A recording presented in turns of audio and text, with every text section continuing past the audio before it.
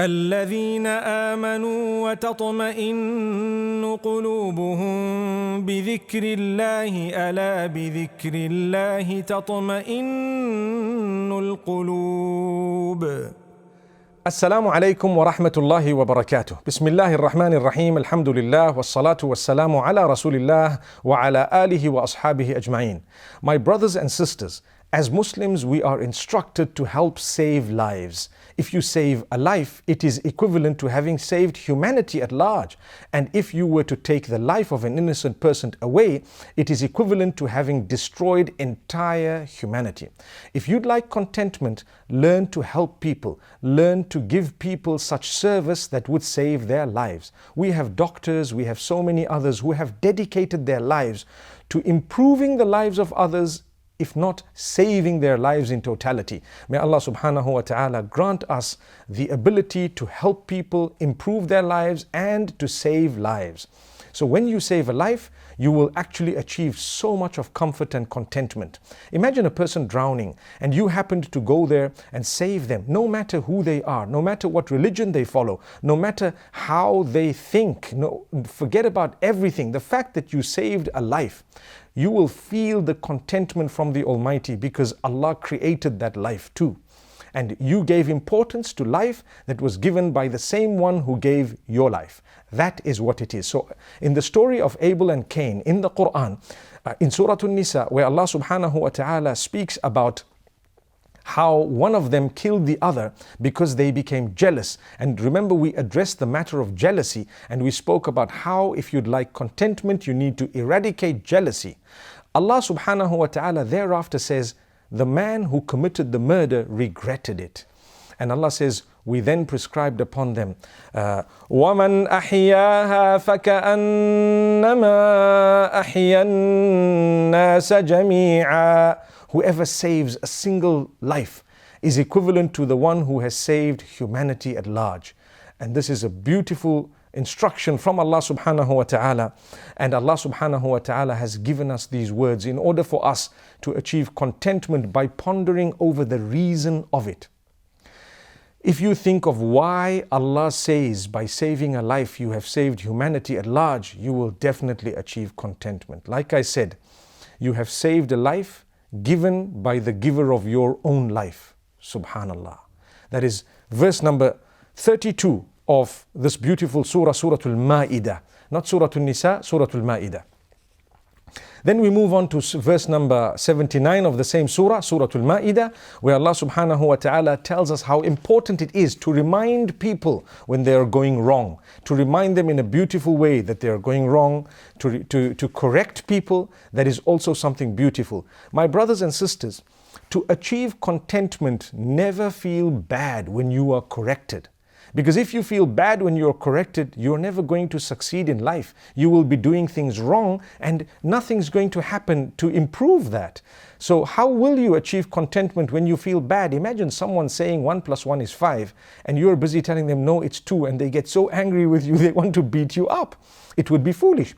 We're doing the same thing in our own lives, where sometimes we're making big mistakes. Those who are there to correct us with kindness, with goodness, or sometimes in whatever way they felt they would correct us, we felt bad about it. So how would we achieve contentment, growth, happiness, and success? It's not going to come.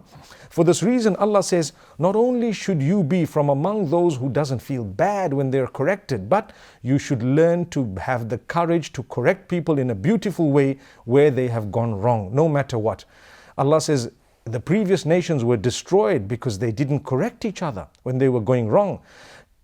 كانوا لا يتناهون عن منكر فعلوه لبئس ما كانوا يفعلون. Allah speaks of a previous nation and He says they were destroyed because they didn't prevent each other from vice and from evil, from that which is bad. That's why they were destroyed. So remember this beautiful advice from Allah subhanahu wa ta'ala. We move on in Surah Al-Ma'idah again to the topic of halal. Allah subhanahu wa ta'ala tells us how important it is to consume that which the name of Allah subhanahu wa ta'ala was mentioned upon. And this is speaking about halal food. And Allah says, وَكُلُوا مِمَّا رَزَقَكُمُ اللَّهُ حَلَالًا طَيِّبًا وَاتَّقُوا اللَّهَ. Verse number 88, Surah Al-Ma'idah. Eat from that which Allah has bestowed upon you that is halal. Halal and tayyib. Two qualities that need to be found in the food. Animal rights activists speak about how badly animals are treated. Do you know that we're taught the same thing? We're taught to speak up about how badly animals are treated. Because of the commercialization of the consumption of meat and so on, poultry, whatever it may be, it doesn't mean we should become people who harm animals or we don't treat them well. If you want contentment, even treat the animals with goodness. Remember that. The chicken you might want to consume, the beef you're going to have, subhanallah. Imagine that animal was treated in a very bad way because of you. Because you were the one who wanted to munch away at that burger of yours, subhanallah. Why would we treat an animal badly? For us, that is absurd. If you're not prepared to treat the animal correctly, don't consume that. It will not bring about contentment and goodness. Imagine to treat animals that are not even consumable by us, such as dogs and pigs, to treat them with care and respect and with kindness is an act of worship that would achieve forgiveness and even paradise. What about those animals we consume? The Prophet Muhammad, peace be upon him, has expressly said that you treat animals with respect even if you were to consume those animals the day that you are slaughtering them, and prior to that you make sure that it is done fulfilling all the rules and regulations. That is when it will be called halal and tayyib. Many people are mistaken. They think that, it's okay for that animal to have had the name of Allah mentioned upon it and that's it. No, you've got to look at the life of that animal. Was it treated correctly?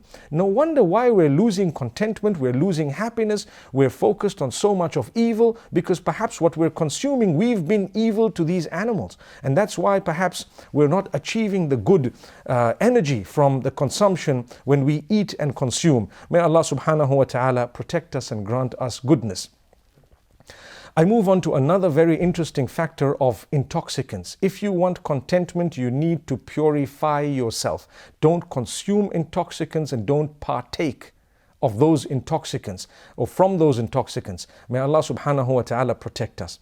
Be it the problems of today, the drugs that we have, the alcohol that we have, whatever else it may be, anything that intoxicates you, the Almighty tells you, cut it out. Leave it out. You want contentment and happiness? Don't fall into the clutches of the devil. Listen to what Allah says, verse number 90, Surah Al-Ma'idah.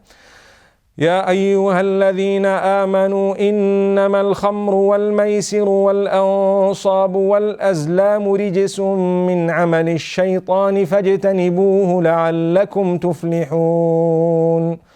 O you who believe, indeed, the intoxicants and the gambling and the various other pagan acts of worship and so on, these are from the handiworks of the devil. They're dirty from the handiworks of the devil. So stay away from them in order that you succeed. You want success? Allah says stay away from them. People say, where in the Quran does it say that alcohol is prohibited? When Allah says stay away from something, it is prohibited. So Allah is telling you, stay away from this. Imagine if someone were to say, should I pull the trigger? And the other person says, no, you better stay away from that. And then they argue, well, you didn't say it was wrong. It is wrong. It is absolutely wrong. You will pay a price if you were to engage in that which Allah told you to stay away from. So let's not argue about it. It is prohibited. May Allah subhanahu wa ta'ala grant us goodness. The reason why it is prohibited is Allah wants to grant you goodness, contentment and happiness. And He says, this is from the handiwork of the devil, an abomination from the handiwork of the devil. So stay away from it. My brothers and sisters, there are various bad habits that may not get to the point of intoxication, but if they are harmful to your body, they are not pure. We spoke about purity moments ago, how to treat animals. Well, sometimes certain things you do to yourself are actually very bad. If you want contentment, cut those habits out. I give you one simple example, the habit of smoking.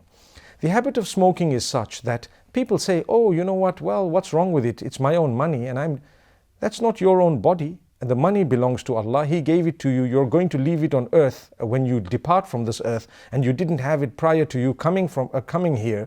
So remember, it belongs to Allah. You use it in a way that Allah wants, and at the same time you make sure that you spend it in a way that Allah wants, such that it doesn't harm your body, it doesn't harm you. It doesn't mean that this is mine so I can do what I want with it. Even the body, you're going to leave it. Your soul will go along. Your body is going to be buried here on or under the ground. May Allah subhanahu wa ta'ala grant us an understanding. This is why Allah says, وَلَا تُلْقُوا بِأَيْدِيكُمْ إِلَى التَّهْلُكَةِ وَأَحْسِنُوا. Don't use your own hands to cause destruction. Don't destroy yourselves. Don't cause destruction with your own hands. And be good. Be good with yourself and even with others. Let's pray that we can cut these bad habits. Allah gives us opportunities. Imagine how much money you will save if you cut cigarettes. Imagine how many people will actually benefit from the wealth that you are going to save because of you cutting out the smoking habit, the shisha habit, whatever other habits may be there.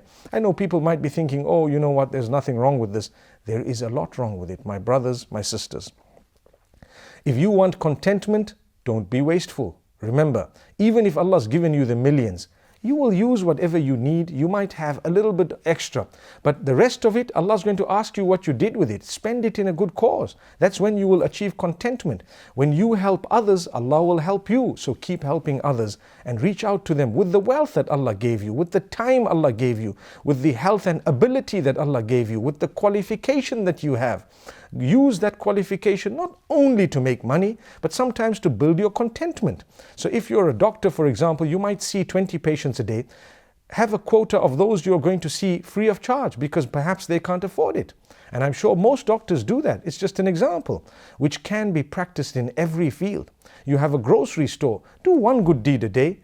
Give something at least for free to those who may need, and see what happens. You will achieve a lot of contentment. May Allah bless every one of us. أقول قولي هذا وصلى الله وسلم وبارك على نبينا محمد. الذين آمنوا وتطمئن قلوبهم بذكر الله ألا بذكر الله تطمئن القلوب.